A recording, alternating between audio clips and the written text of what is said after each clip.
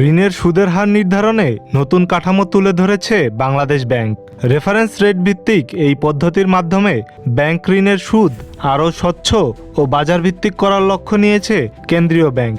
রাজধানীর মতিঝিলে বাংলাদেশ ব্যাংকের প্রধান কার্যালয়ে আয়োজিত এক সংবাদ সম্মেলনে এ নিয়ে বিস্তারিত তুলে ধরে ব্যাংকিং খাতের নিয়ন্ত্রক সংস্থা। বাংলাদেশ ব্যাংক জানায়, নতুন এই রেফারেন্স রেট মূলত বাজারের সুদের প্রবণতা, মুদ্রানীতি এবং অর্থনৈতিক বাস্তবতার সঙ্গে সামঞ্জস্য রেখে নির্ধারণ করা হবে। এর ফলে ঋণের সুদের হার নির্ধারণে এক ধরনের মানদণ্ড তৈরি হবে, যা ব্যাংকিং খাতে শৃঙ্খলা আনতে সহায়ক হবে।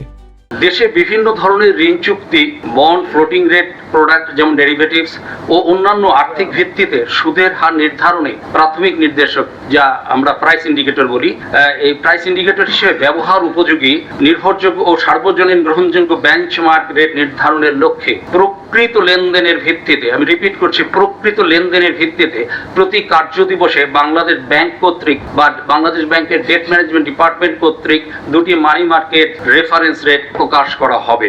বাজারে এই রেটের স্বচ্ছতা এবং নির্ভুলতা আমরা প্রতিনিয়ত অবজার্ভ করব এবং সময়ে সময়ে বার্ষিক ভিত্তিতে পর্যালোচনা করব এবং সেই পর্যালোচনার ক্ষেত্রে কোনো প্লাস মাইনাস অ্যাড ডিডাক্ট যদি প্রয়োজন হয়, যেহেতু এটা করা হচ্ছে এবং আন্তর্জাতিক মানদণ্ডের সাথে সম্পৃক্ততা রেখে সংযুক্ত কাঠামোর সাথে বাজারে গভীরতা এবং স্থিতিশীলতা বৃদ্ধিতেও আমরা এই রেটের মাধ্যমে কাজ করব।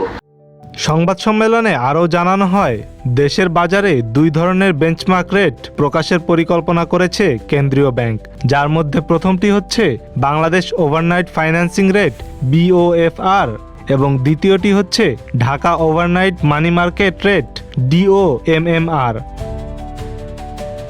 কেন্দ্রীয় ব্যাংকের মতে, এই পদ্ধতি চালু হলে ঋণের সুদের ক্ষেত্রে অস্বচ্ছতা কমবে এবং গ্রাহকরা আগাম সুদের ধরন সম্পর্কে স্পষ্ট ধারণা পাবেন।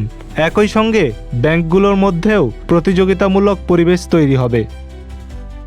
আমাদের মানি মার্কেটের জন্য যেটা সফরের আদলে BOFR অর্থাৎ বাংলাদেশ ওভারনাইট ফাইন্যান্সিয়াল রেট, এটা হচ্ছে risk free market reference rate.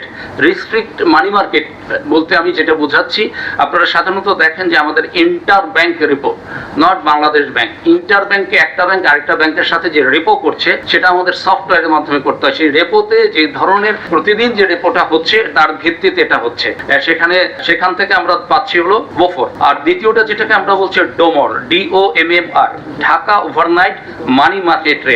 এটা unsecured money market reference rate, অর্থাৎ আমরা যে কল মানি রেট, কল মানিতে যে ট্রানজ্যাকশন গুলো হচ্ছে সেই কল মানি রেটের ট্রানজ্যাকশন গুলোর ভিত্তিতে এটা ওই সমস্ত ডাটার ক্ষেত্রে, মার্কেটে যে ডাটাগুলো আছে সেই ডাটার ক্ষেত্রে এটা আমরা স্বয়ংক্রিয়ভাবে এটা তৈরি হবে।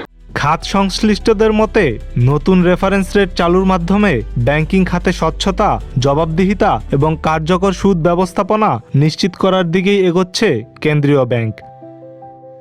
Salman Rahman, the financial express.